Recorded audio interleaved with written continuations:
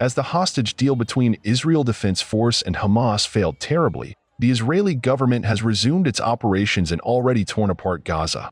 With 59 hostages yet to be released by Hamas, the Netanyahu government has now dismissed the head of the Shin Bet domestic intelligence service, which has led to a massive anti-government in Tel Aviv for 3 days. Netanyahu said this week that he had lost confidence in Ronen Bar, who has led the Shin Bet since 2021, and intended to fire him effective April 10th. The protesters at Tel Aviv's Habama Square waved blue and white Israeli flags and called for a deal that would see the release of the remaining Israeli hostages being held in Gaza. While one of the protesters asserted that the government failed in everything, former Israeli Prime Minister Yair Lapid accused Prime Minister Netanyahu of pushing for civil war. So the Israeli government actually failed in getting its own goals out of the war.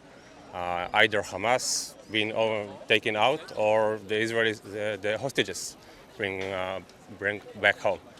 So this government failed in everything. And now they are going against every institute in Israel and against the people's desire. This government is doing everything it can do to start a civil war here. Netanyahu is openly pushing for it. We will not let this happen. We will fight for the country, but we will not let them destroy the country. Meanwhile, another demonstrator termed Benjamin Netanyahu as the most dangerous enemy of Israel.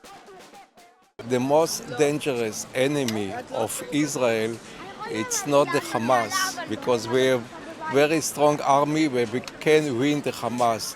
The most dangerous enemy of Israel is Benjamin Netanyahu, because Benjamin Netanyahu for 20 years doesn't care about the country, doesn't care about the citizen. Netanyahu has dismissed the accusations that the decision was politically motivated, but his critics have accused him of undermining the institutions underpinning Israel's democracy by seeking Bar's removal.